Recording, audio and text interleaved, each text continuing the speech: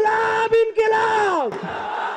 বেশ কিছুদিন ধরে চলা জল্পনা কল্পনার অবসান ঘটিয়ে গত ২৮ ফেব্রুয়ারি শপথ নেয় জুলাই অভ্যুত্থানে নেতৃত্ব দেয়া তরুণদের রাজনৈতিক দল জাতীয় নাগরিক পার্টি এনসিপি। দলটির আহ্বায়ক মোহাম্মদ নাহিদ ইসলাম বুধবার বিশেষ সাক্ষাৎকার দেন বার্তা সংস্থা রয়টার্সকে। বলেন, বর্তমান আইনশৃঙ্খলা পরিস্থিতিতে জাতীয় নির্বাচন আয়োজন সম্ভব নয়, তবে জুলাই বিপ্লবের ঘোষণাপত্র নিয়ে ঐকমত্যে পৌঁছানো সম্ভব হলে তাৎক্ষণিক নির্বাচন হতে পারে বলে জানান তিনি। এই এখন যে ল অ্যান্ড অর্ডার সিস্টেম বা পুলিশিং ব্যবস্থা, ঠিক এই অবস্থায় কিন্তু আসলে একটা জাতীয় নির্বাচন সম্ভব নয় বাংলাদেশে, আমি মনে করি। আওয়ামী লীগ গণতন্ত্রকে হত্যা করেছে, তাই দলটিকে আর সুযোগ দেয়া উচিত নয় বলেও মন্তব্য করেন সাবেক এই উপদেষ্টা। আওয়ামী লীগ ইতিহাসে বারবার গণতন্ত্রকে হত্যা করে ফ্যাসিজম বাকশাল কায়েম করেছে।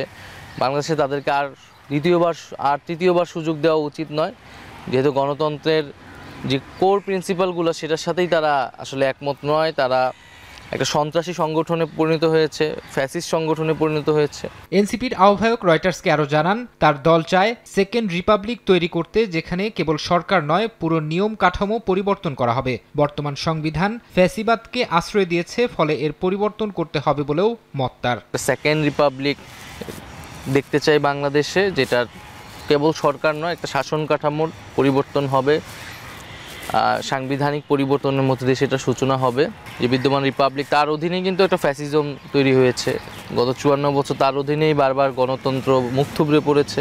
তাদের নতুন দলকে প্রতিষ্ঠিত করতে অনেক সমৃদ্ধশালী ও ধনী ব্যক্তি অর্থায়ন করছেন বলে জানিয়েছেন নাহিদ। শিগগিরই এনসিপি নতুন কার্যালয় এবং নির্বাচনের জন্য তহবিল সংগ্রহে নজর দেবে বলেও জানান তিনি। বাংলাদেশের যেই ফরহাদ চৌধুরী, সময় সংবাদ। সেই ইসলাম ধর্মের